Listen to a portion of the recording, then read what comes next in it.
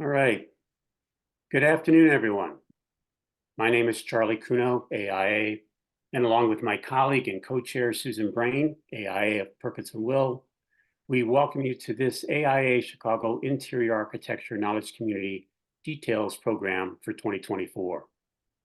At this time, we'd like to take a moment and thank the companies and firms who support AIA Chicago at the highest level, our 1869 Circle partners, Arup, Black Spectacles, Eggersman, Gensler, Ice Miller.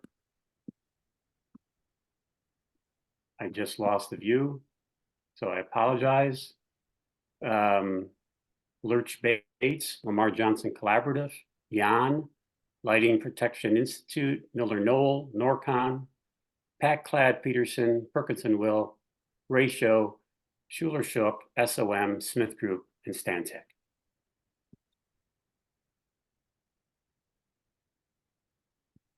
In addition, sorry, I'm having a little difficulty here with my computer screen. Bear with me.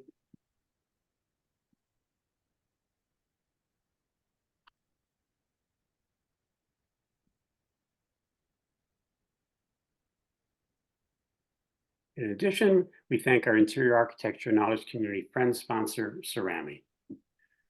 Similarly to our 4 previous details programs in each of 2020, 2021, 2022, and 2023, today's program will present a closer look at projects selected from the submissions to the previous year's AIA Chicago Design Excellence Awards.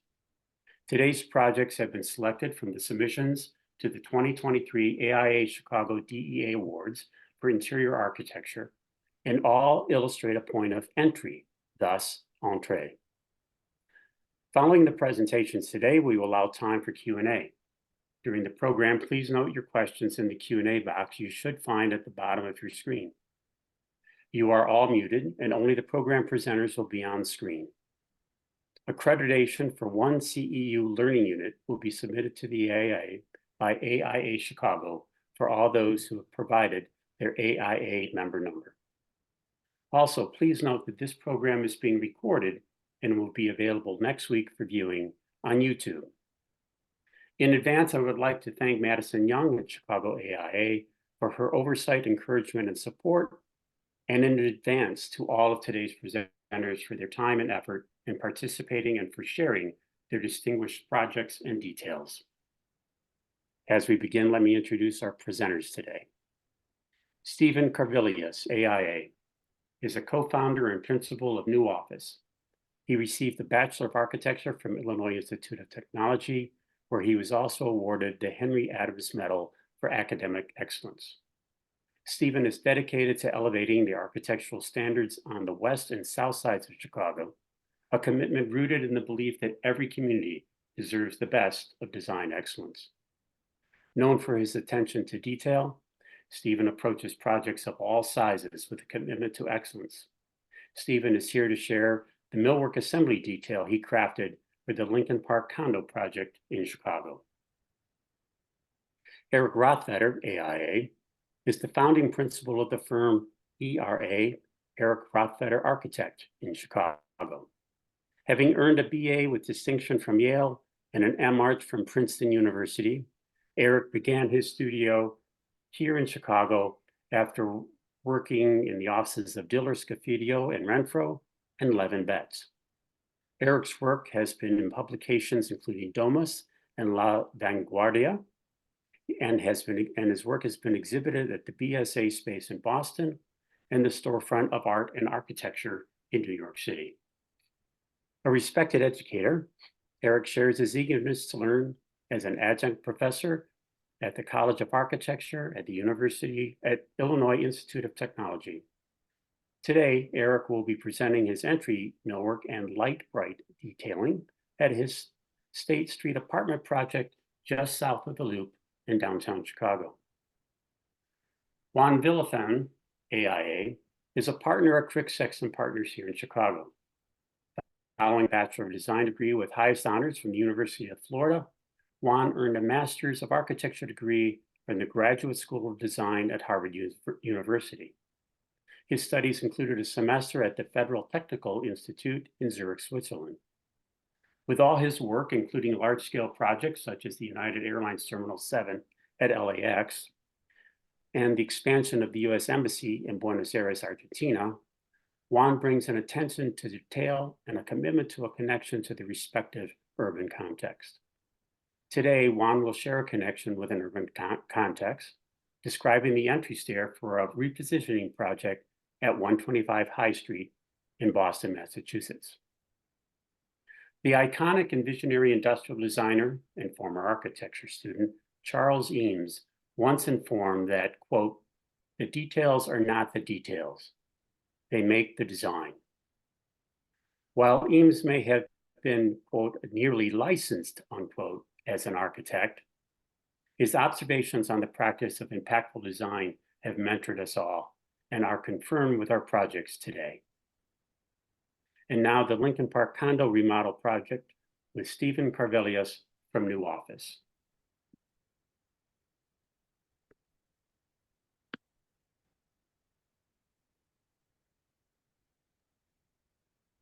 Okay, hi everyone. Thanks Charlie, Susan, and Madison for putting this on today. I'm going to first start with a little bit about our office. So we're in Pilsen and we do a mix of community and residential work. As Charlie said, a lot of our community work is on the south and west sides, really fun, meaningful projects. But we do a fair amount of residential work too. And a big reason for that is because it allows us to dig into the details and the design in a different way that some of our larger scale work doesn't allow us to do. Another part of the office that we've developed over the past couple of years is this idea of making. And so it all started with the project that I'm going to talk about today. But coming out of this, we built this ourselves. And we now make it a goal in the office to try to build something once for our clients once a year in one of our projects. And so we did that last year with the Circuit Festival in North Lawndale. And we're doing another project in that neighborhood this year. And it's become a fun kind of neat way to keep the craft very much alive with our own hands. And so digging into the project a little bit, this project had a lot to do with a trend that we've seen over the past couple of decades in the city, this idea that we've lost 2-to-4 flats and density as people convert them to single-family homes. And so what we see this project as a good example of is how you can take these buildings that, some people don't see as desirable anymore. This was the second floor unit of a 4-flat. And how you can adapt them for sort of modern life, especially the life that COVID has crafted for everyone, where people are spending more time at home, sometimes good and not so good ways. So before I get into the details, these are 2 images of the unit that was actually the unit that my wife and I lived in. I'm glad I'm going first because this is a personal project. And so the contractor, who was me, is not nearly as good as some of the contractors you'll see later on. But the photo on the right is in 2019, when we first bought the unit. Both me and my wife had short hair. And because it was a personal project, it took several years to complete. And you can tell on the left, when it was done, we both had much longer hair in the end. Glad my hair is no longer like that. Here's some existing photos of the unit. We're the second floor. So on the photo on the left, we're the bottom of the green bump out on the front. And on the right is a view looking the other way out to the streets. The unit had a bunch of really nice original woodwork, casing, wood base, things like that, that we took great lengths to preserve. And I'll get into that a little bit later. Here's the plan. A is the entry where you first walk into the unit. We did that green entry millwork there, and then directly across in the living area, we did another piece that's an integrated day bed. And these were really conceived out of one major problem with the unit that we saw that I think is probably a more modern problem than it was before when it was first built, but it's the lack of storage, very limited storage. And so we made these full height pieces of millwork that served multiple functions because the unit was also just, generally small. And so simple things like you have nowhere to put a TV or nowhere to put a couch, that really made sense with the layout. And so we tried to tackle as many problems as we could with these pieces. So starting with the one in the living room, actually, here are 3 photos throughout the process to give you a sense of, how it went. We cut all the pieces ourselves on the far left, staged them, installed them, ourselves in the living room. And then on the right, we think turned out with a pretty nice product in the end. So that's the day bed, obviously at the bottom, closed storage behind it, and then at the top, open shelving for plants, knickknacks, books, things like that. And then I'll get into the sides a little bit later. Those are larger openings that have some fun lighting in them. And here's another view from the front. I'll get into the storage at the bottom too. Those 3 panels in the bed, they actually pop out and serve as stools and little tables when we want to use the space with guests. So a couple details to highlight. Starting with the video on the right, you can see that at the bottom of this unit, we coped all of the pieces to preserve that existing woodwork, like I mentioned before. We wanted to construct these in a way that, should someone else move into this unit, which hopefully someone does, because this is a building that's been there for a really long time. Maybe they don't like it and they want to pull them out. It gives them the ability to do that and get the original woodwork that's still there. And so we went to great lengths to try to preserve, keep everything in place so that if someone wanted to pull them out, we would still be able to enjoy the original details. And then on the left is an example of, the not so nice details of the project, actually. We had limited resources, limited time. So where we could conceal details and they weren't exposed, we went the more economical route. And then, like on this next slide, for the details that were exposed, we took our time and did something a little bit nicer. So these are the open exposed bookshelves. We didn't want to do a detail that introduced another material. We wanted these units to be completely wood when you looked at them from the living room. So we developed this detail that is just a wood dowel. We drilled through those vertical panels and slotted them through, and the wood shelves sit on those. They're fully adjustable, removable, so that you could expand shelving areas to double height for taller objects, or have more space evenly for smaller ones. But I think it turned out pretty nice, just a simple little detail there. And here are some finished photos showing that detail with the different shelving configurations and the things that we put up there. As you can see, there's no hardware, nothing visible except for wood elements. Here's an image, a couple images of the lighting that we put in on the 2 sides. It was just sort of a fun way to transform the space at night in a totally different way from what it feels like during the day. And then we had these pieces at the bottom that pull out to become benches and little side tables. Again, we wanted to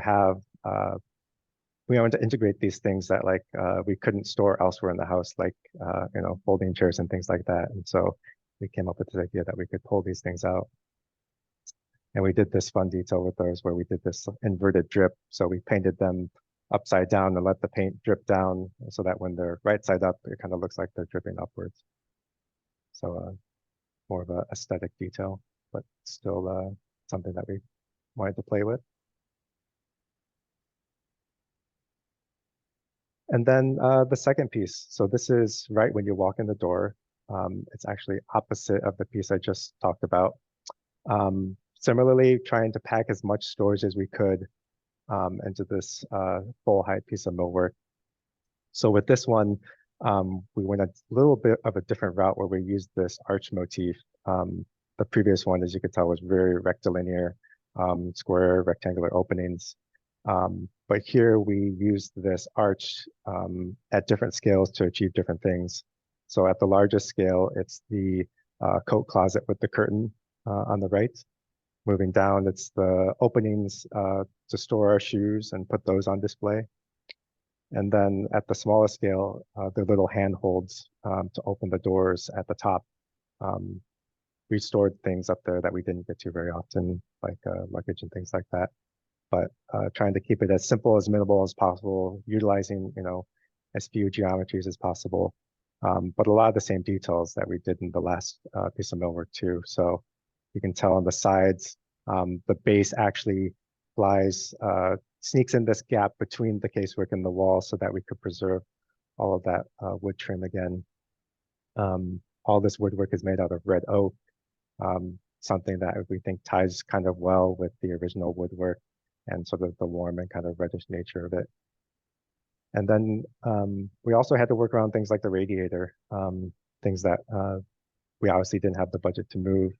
And so we just left a little missing tooth at the bottom left-hand corner of this thing and just let the radiator hang out there. It was still functional and still warmed the space perfectly fine. And then just one process video showing, again, the tools that we were working with.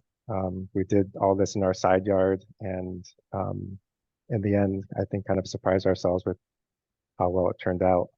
We did all of this with just circular saws and jigsaws and scroll saws, things like that, whether that's on the ground on a piece of foam or on a couple sawhorses. And I think it really has proven that for these projects with limited budgets, tight site conditions, that you can still achieve pretty nice details. And, obviously we have a lot of respect for mill workers and professionals that do this full time, day in and day out. But the reality is not all of our projects have those resources. And so this is something that we like to carry through to provide value for our clients. And I think, yeah, I'll just show one more detail. These photos of the rest of the project don't really fit in with the entree theme, but just wanted to show you that we took it, throughout the entire house. We did wood custom dowel details for even the shower rods and how you hang toilet accessories in the restroom. So it's something that we really took through the entire project and the rest of the unit. So thank you.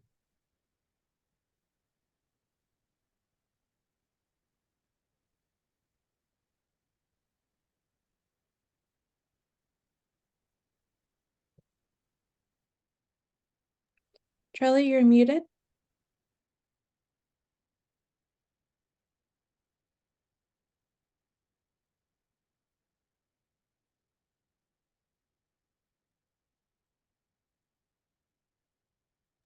Sorry about that. I'm having a few technical difficulties today. I apologize. Great project, Stephen. Thank you for sharing that. And now we're going to talk to Eric, or listen to Eric explain his State Street residence project here in Chicago. Eric? You, Charles.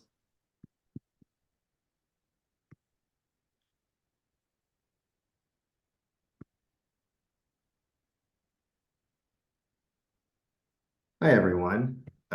Charles and Steve, thanks for getting us started. So first, I'm going to discuss the overall concept for this project, and then I'll zoom into the entry area just to discuss how the design of this millwork relates to the hull. And then finally, I'll highlight some challenges related to the fabrication and realization of the design. This is a 1,600 square foot apartment located in the South Loop. These are some existing photos. It was really a kind of standard 3-bedroom apartment with developer grade finishes. And really the most notable aspect of the apartment were these incredible kind of elevational views of Harold Washington Library and the historic buildings of the Loop. The client was a transplant from the West Coast involved in the startup and tech industry. And, working together with him, 2 requirements became clear. That, this was a client who really had no boundary between his work, his recreation, his hobbies, his tinkering, his brainstorming, and that all these activities would have to be accommodated in all the different spaces of the apartment. That the whole unit was almost like a giant workshop for his weird hybrid work-life lifestyle. And all of this kind of expansive program had to be realized within a very reductive material palette. Everything was going to either be white, black, or oak, and that any kind of variation would have to be achieved through subtle changes to sheen, texture, pattern, and detail. So each sort of space of the apartment works as a kind of variation on that underlying unifying theme. And I'm just going to go quickly through just some pictures just to kind of see how this plays out. On the left, you're seeing some living room shelving. On the right, one of his sort of workshopping, tinkering spaces. The bedroom with extensive bookshelves. Even here, you can see in the bookshelf in the background, there's some doors that also function as whiteboards so that he could jot down ideas in the middle of his bedroom if he wanted to. Bathroom showing these plays and different uses of white. Coffee bar and kitchen, which even includes a kind of indoor planter with a LED grow light. It's kind of on the right by the window. So zooming into the entry, one thing that was really important for this client was that every time he entered the apartment, he wanted to feel delighted. So we had this really challenging entry condition, you know, no windows, tight space, a lot of functional requirements. And we even had a really unfortunate placement for the mechanical closet, which faced right at the entry. So we really had to use millwork as a means to make this an interesting and an evocative space. And one part of that solution was to create this sculptural black volume in which we inset a negative space made out of white oak. And that would provide shoe storage and some other things that we'll talk about. And then the kind of more muted black volume would accommodate, you know, entry closet, washer, dryer, things like that. And that the white oak inset kind of activated that wall and was the point that you would interact with every day as you came and went, put on your shoes, got ready to go outside. One interesting detail about that inset is if you look at the bottom, it's a little bit higher than you might expect, and there's no kick plate at the bottom of that cabinetry. And that's so his robotic Roomba vacuum could navigate underneath that millwork and dock to a kind of back area behind the millwork, which was accessible on some, the back panels of the bench were actually doors where you could service the docking station. He wanted all the charging and the stationing of the Roomba to kind of completely disappear. So all you would ever see was the vacuum moving around his apartment. There's some shop drawings. The other thing that oak volume did was it created a moment where we could transition from the white oak flooring to Bessel tile at the entry, a more durable surface. And then that strip ran across the entry area and then kind of climbed up the wall, inverting that kind of white oak and black relationship on the opposite wall. And if you look closely, you'll see that that's actually a pegboard. And this is a repeated motif throughout the apartment. We used Richlight, which is a composite panel made out of recycled paper and resin to create this sort of more durable, more refined pegboard. We ran the sheets through a CNC so we could have perfect margins, perfect seams, perfect attachment points, and kind of make this more refined version of the kind of typical garage workshop for his apartment. The other aspect of the design, as I mentioned, was this mechanical closet. On the right, you see a photo during construction of that closet. Although we removed the existing HVAC equipment with a new, we put in a new high efficiency heat pump. Unfortunately, we couldn't reorient it in any way, and the main access point had to be facing right at the entry door. So we had to find a way to kind of turn this problem into a design feature, how to turn this kind of, you know, requirement of access into something really beautiful that could be a focal point of the entry. So we looked at different ways to kind of turn these doors into something unique, whether it was a labyrinth pattern or a kind of secret code that was written out in Morse, or ultimately what we settled on is what we call the night bright door. You probably remember this from your childhood, right? There was this toy called a light bright, in which there was a grid of black dots in which you could put colored pegs that would glow, and you could create different patterns, different colors, different shapes. And so we tried to realize that in a kind of supersized analog way with this giant door, CNC milled into this perforated circular pattern. The black dots you're seeing are actually steel plates, so it's magnetic. And each one of those fluorescently colored pucks has a rare earth magnet in the back, so that you can place them anywhere you want on the door. You can change the colors, you can change the patterns. It can be this way that the entry could change during the day, during the seasons, year to year, and become this really kind of playful point of entry for the apartment.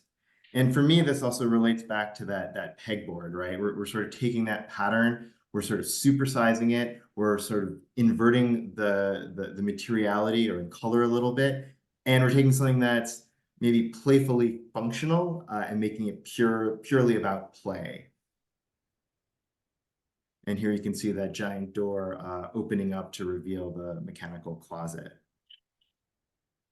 So this is something I don't typically talk about. I feel since we're a community of architects, I can bring this up. About 2 months after the door was installed, it developed these enormous cracks along its length. And this goes to some issues we confronted during fabrication and some discussions with the GC and the fabricator about how we would make this unique door. And I think there were 2 ways of thinking about it. One was that the door was a kind of monolithic, custom built up door that we would run through the CNC to create that perforated pattern. And then the fabricator would insert those steel discs in each hole to give us that look. Or was this more of like a layered construction in which there was a more standard door, there was a layer of steel plate, and then the outer layer was like a 3/8 inch thick wood construction made out of wood boards, which then had that perforation pattern. The fabricator really wanted to do that second option. I think the idea of cutting and then inserting all those little tiny steel plates was something he didn't want to do. And so we opted in that second direction with the understanding that those layers would have to have some kind of elastic adhesive to allow for the different movement between, sort of composite door construction, steel plate, and then the wood boards on the outer layer. I think, unfortunately, looking back on it, I think we all feel that the mistake was that the 3/8 inch wood, was thick enough to start to develop warping stresses, but because it was attached in this elastic manner and because of the perforation pattern, it just didn't have enough stiffness and structural integrity to deal with those warping stresses, and then it just started to develop cracks. So the door had to be refabricated with a similar idea behind it, but instead of that outer layer being made out of solid wood, it was made out of MDF with an oak wood veneer on it.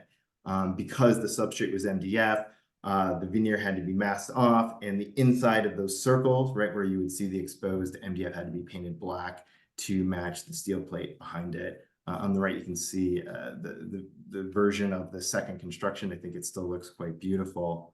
And fortunately, the original door did get a second life. The fabricator used it as part of a mini putt-putt installation, and you can see here children taking their fluorescently colored golf balls and trying to score the most points by getting their balls in the holes with the highest value. So in a sense, coming back to this idea of the door as a playful thing, a second life as a maybe even more playful installation.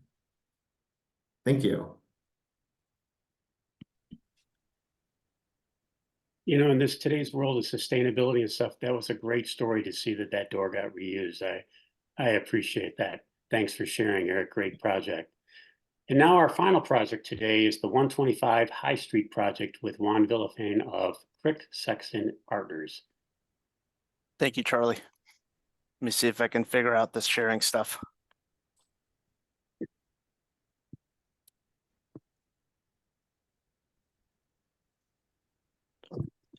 Do you see my screen, Charlie? Looking good. Thanks. good, yeah. Perfect. Very cool project, Eric. Thanks for sharing. And Stephen, also amazing.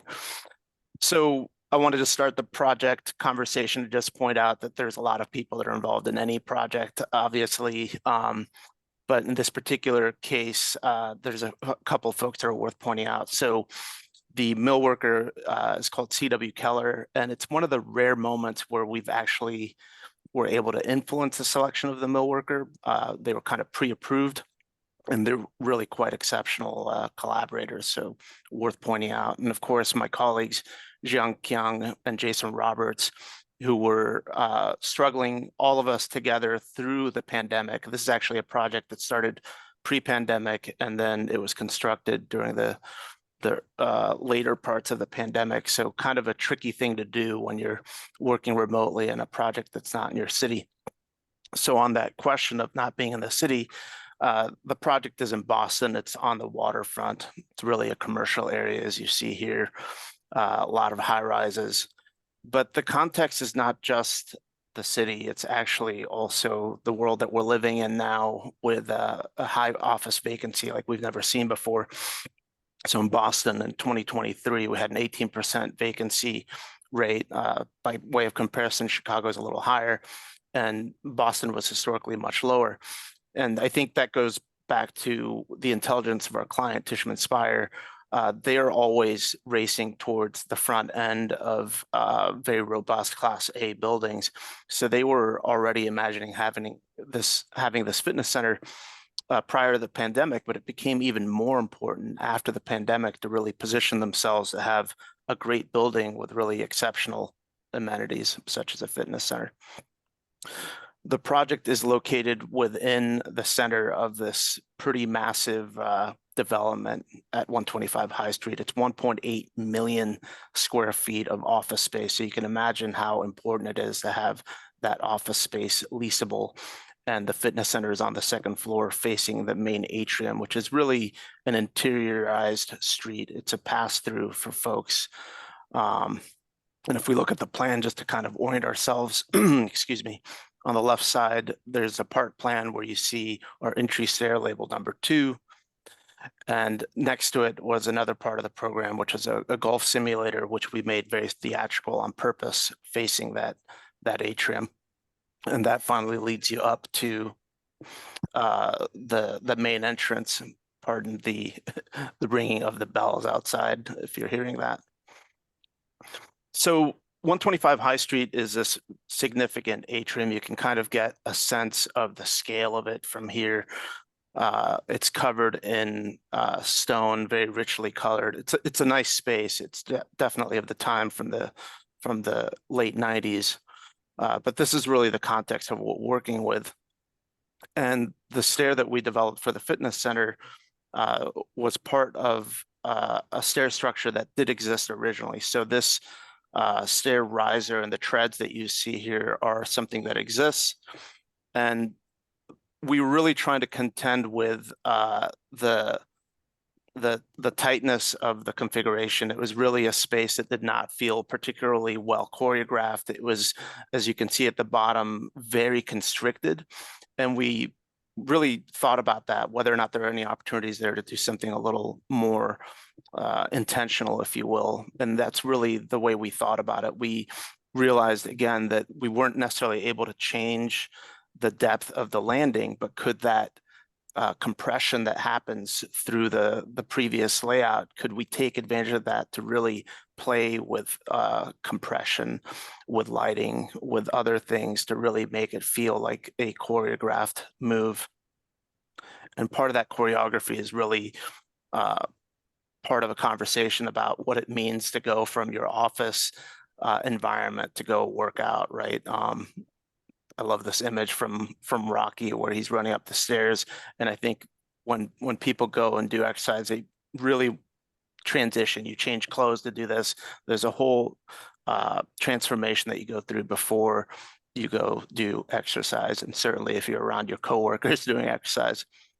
The other thing that we thought about, because it's a fitness center, is what it means to move through space and how you create a choreography of movement and a procession. So I love these images from Muybridge from the late 1800s, where he was studying animal locomotion. And we took that kind of idea to think about what it means to choreograph a movement through the stairs. So those stair slats, certainly we've seen stair slats in a lot of different architectural applications, but what we realized is through the stair slats that you can kind of play off a choreography of movement through light and shadow, which we liked how that might work from the sides of the bottom of the lobby. The other thing that we're playing with is this idea of theatrical lighting. Again, we can't control the lighting outside of the atrium, but we could control the lighting within our stair enclosure. So could we kind of exaggerate the lighting there and actually mute out the rest of the space and highlight this processional stair? So we'll talk about some of the technical considerations that we had. Again, this is a space with a lot of stone.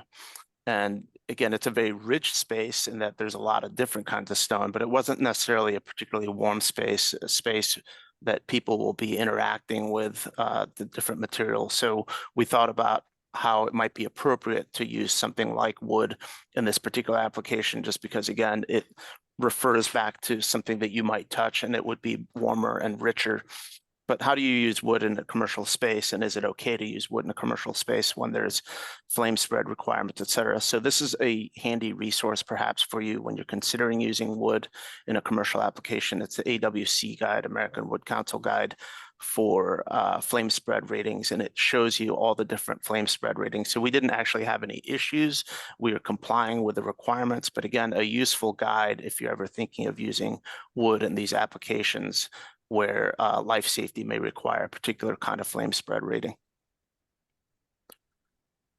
The other big technical consideration for us was trying to coordinate around these existing rough and ready constructions that were always concealed. So we took 1 million hand measurements of this thing. We did not have the scope to be able to do scanning. I would certainly encourage people to do scanning on any existing projects when you can do it, but it wasn't really in the cards for us. So we did a bunch of hand measurements to understand what the heck is happening with this thing, because we knew that we wanted to keep this and really just let it be subdued.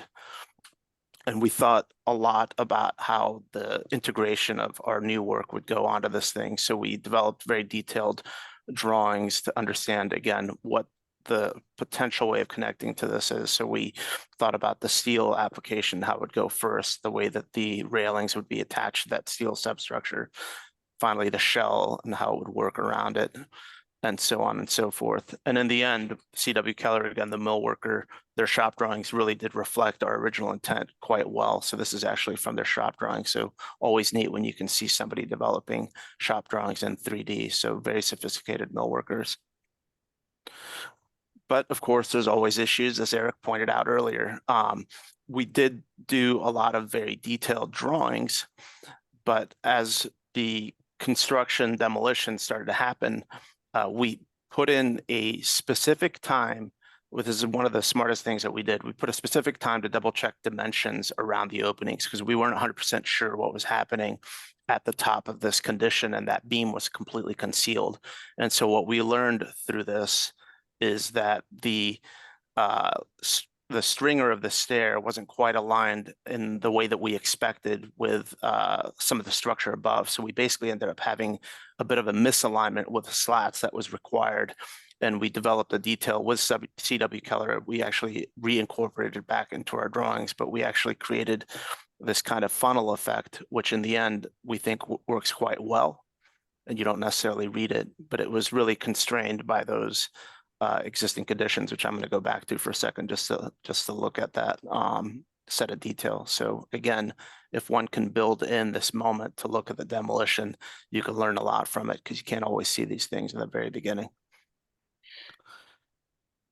So C.W. Keller, again, very, very collaborative, very intelligent mill worker. They came up with this great detail for the handrail brackets. We had something that was, I think, a little more complex, and they came back with this handrail bracket that actually lets you extend the handrail as needed to be able to work around those variable measurements, which I just described, that funneling effect.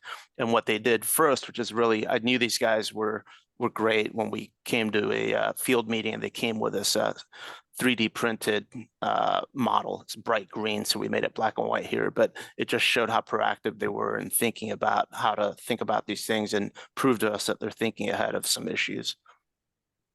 So finally, just the experience of this thing to wrap up. Again, the view from below, the golf simulators on the right, but we blacked out all those spaces in order to create, again, a very theatrical kind of experience as you go up the stairs. There's Jason upstairs, very blurry. And then the view back down. So it feels much more, again, considered and intentional than the original conditions. The arrival entry, looking back towards the stair. Finally, the locker rooms, which were also quite a bit of coordination on our end to try to figure out the lockers on the left-hand side there are actually over an existing window. But what we did is create a separate substructure so we could hang them and we could still grab as much light as we possibly could through those windows, which would obviously not be perfectly clear in any case since it's a locker room. The yoga and multi-use room. And finally, the fitness center. Thank you so much.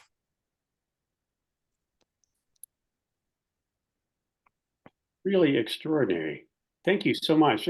Great presentations to you all. For those of you that might have some questions, please put them in the Q&A. We'll try to get to all of them that we can. I thought I'd start out, though, if you don't mind, with a few. One to Eric. Eric, you know, one of the things I noticed in your project is that the hardware seems to be real crisp, and particularly the door hardware. I think you have an offset pivot hinge that must be pretty substantial to somehow carry the weight of the door. Could you share with us whose hardware you're using there and how that's working? So I believe that offset pivot came from Rayjack, which is like a custom hardware fabricator out of New York State, I believe. I guess another interesting thing about that was originally it was going to be on a concealed pivot, like a sauce hinge or Tectus is my preferred brand for that. And for a number of reasons, we went with the offset pivot. And a lot of the other hardware came from Hafele, Colonial Bronze, Hawa. Okay, no, that's great. Thank you for that. I was impressed by the way the thing held up. Stephen, could you talk a little bit in a brief question, because I think it's pretty obvious, but one of the things that I noticed is how respectful you were of the existing architecture. So just so I get it straight, because maybe I'm the only one that didn't, but your millwork actually sits proud of all of the existing basework detail and details like that, correct? There's no connection to the wall, or is there? How does that work? Because you Sure. mentioned somebody in the future could remove it and, you know, expose the details again. Right.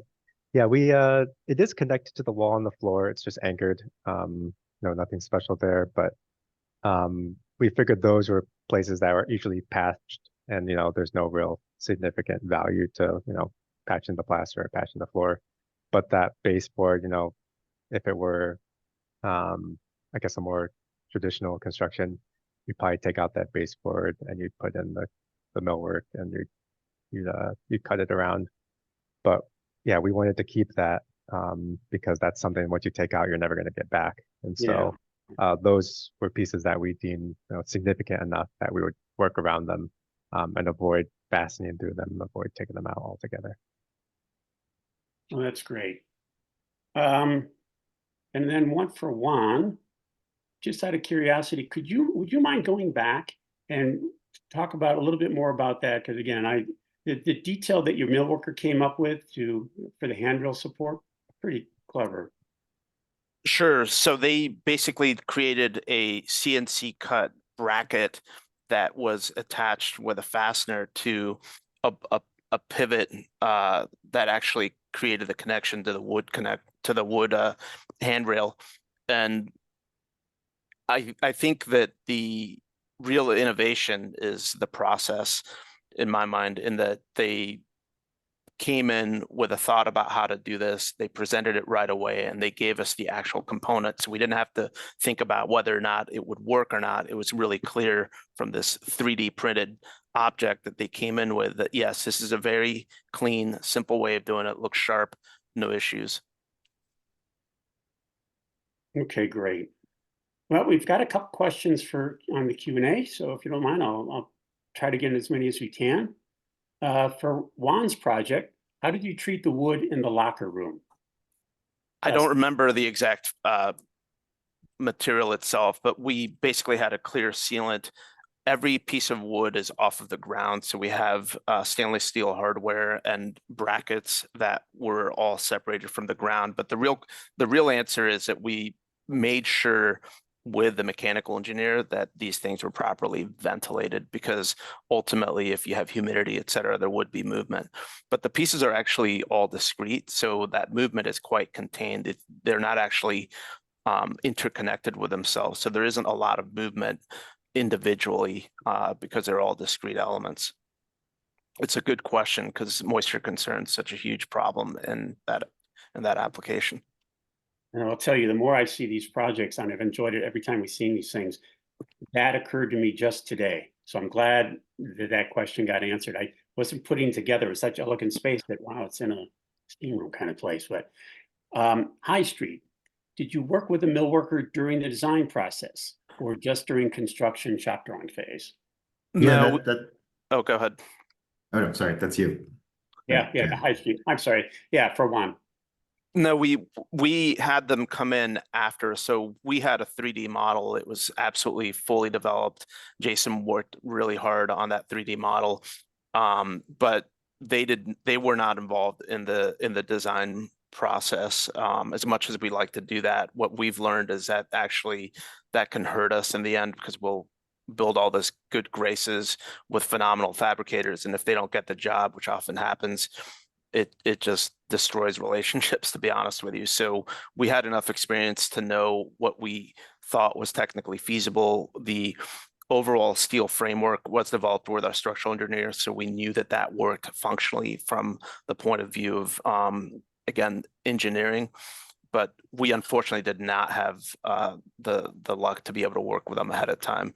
But that is why we asked for them to be on. We knew that they're exceptional. If you poke around their website, you'll see they do really cool stuff. Our project's actually pretty calm and simple compared to some of the stuff they do. But we knew they could do it, and we knew they operated in the Northeast. So thank you. Eric, you were going to answer part of that question. Did you have something you want to? Did you work with the millwork during the design phase, or? So the project was competitively bid. So, sort of designed first, and then we shopped it out to several mill workers. But there were a number of pieces that were sort of TBD or came out through the design process or construction process. So I would say that then sort of a hybrid of some elements, like that door was something that came to full realization design-wise during construction, and that was definitely why there were these conversations about how should we build this, and some disagreements about that as well. So, And Stephen, I'll just leave it that you clearly worked with the mill worker close at hand throughout the entire process. So yeah, well Annabell did. Yeah. Roger asked, for the High Street or any of the others, how did you guys approach construction tolerances? You want me to take and go through that, Charlie? Why don't you start it? I'll start it. Sure. Yeah. So there are so many weird things that were out of our control. The stair, what's interesting about the previous question about whether or not the mill worker was involved, the mill worker themselves after design actually scanned a stair, which is kind of wild. And they noticed that the bottom landing was actually rotated by like 1/4 of a degree, which doesn't sound like a lot, but by the time you get to the bottom, it creates a noticeable potential problem. So we always assumed that we would create tolerance around it by the shroud. So we made the shroud 3 inches away from the stair effectively, so that we knew we could play with it. We knew we could have we couldn't have more than 4 inches because that wouldn't be code acceptable to have any gaps bigger than 4 inches. But that gave us a little bit of tolerance, but we couldn't have predicted that torque that happened at the bottom. So that's part of even the cool solution the millworker came up with the railing bracket. It let them basically keep that railing nice and straight, but you don't really perceive that. But the thing is not perfectly symmetrical, and it's because the stair construction from the beginning is not perfectly symmetrical, but we kind of built that in. Pretty clever. We have one last question here from Gama. Do you generally start thinking from a specific, excuse me, do you generally start thinking from a specific detail that informs an overall concept, or vice versa?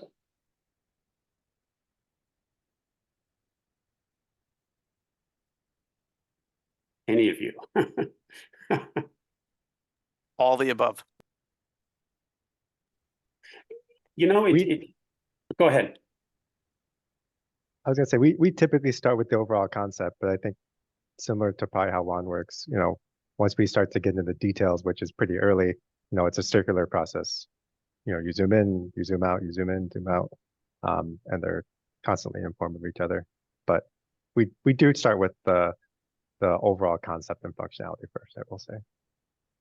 Yeah, I'd agree 100%. At least I always start with the overall concept, but then once you get down to the details, sometimes you gotta take a step back and reevaluate your starting point. Amen. Let me just ask this though. So as you all know, I'm old. So, when I practiced and started to practice, I mean, I had straight edges and line and, all that kind of stuff. It took us a while to get to the part of a design that maybe we knew where details were going to be. And exceptional details were going to be. Does it come quicker now? Is it something that all the technology you all use, all the scanning, all of that, does it come along quicker, do you think, now that you can get to that point that say, wow, we need a spectacular detail here, and how it could form, and how that detail can inform your concept? I'll start just to break the ice. My background's actually in fabrication. The first job I had out of school was as a fabricator. And if I learned anything as a fabricator, it's that if you have a clear idea, like exactly like Eric and Steven said, if you have a clear concept, that I can build it, So the question is, does one have a clear concept? I think your question's a good one in that what I think we have leveraged more is with the 3D software is, I wouldn't go as far as call it virtual construction, the way that people talk about it with BIM or the way the contractors talk about it with BIM. But I think we have leveraged 3D information to the point that we can solve a lot of potential problems and understand whether or not they're acceptable looking, frankly, or whether or not it breaks that concept. So, I think we come from detail. Obviously, these other guys do too. So we have confidence we can do it. But the 3D software definitely lets us jump into understanding what is breaking or working in the design very, very, very quickly.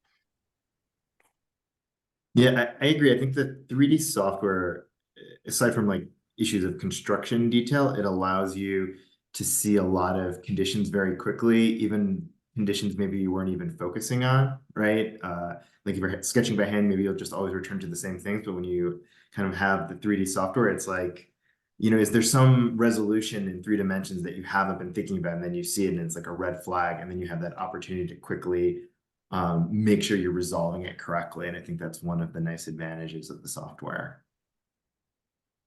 I think it also, the software allows you to do other things faster. Some of the more mundane things about architecture, like, generating the drawings and things like that, to allow you to spend more time on details than if you had to, if you were still working.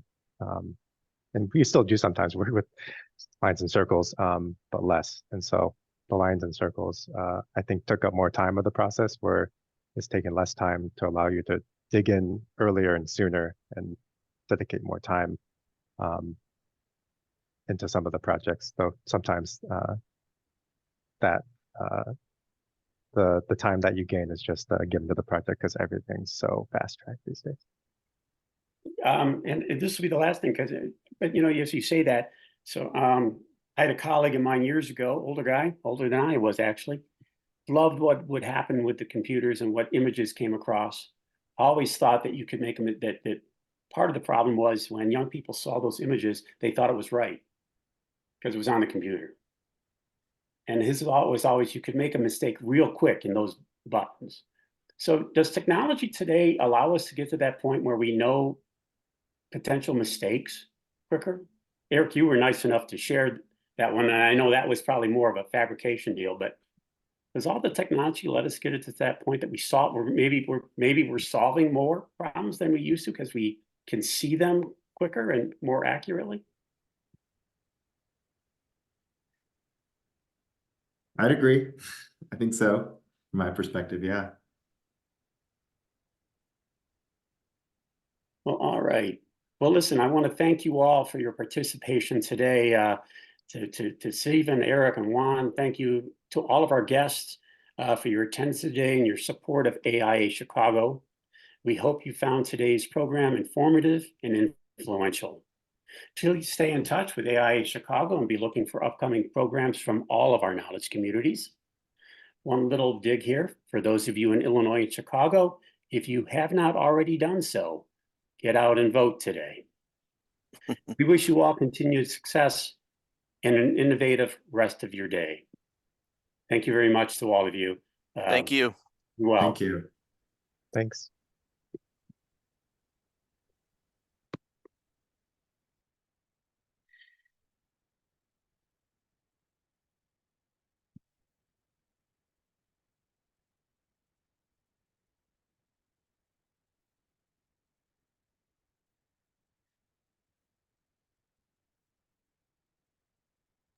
Great job, Charlie. yeah, you know, sorry, thank you. You know, when we were warming up and practicing, I got everything I wanted. I got everything on the screen. It always Yeah. happens. I don't know what happened, but as soon as they started their stuff, my stuff went away.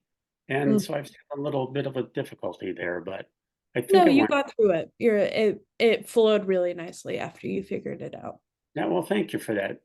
Yeah. Anyways, I think we did, let's see, we got a few little chat items here. I think we covered all those. Everything's good.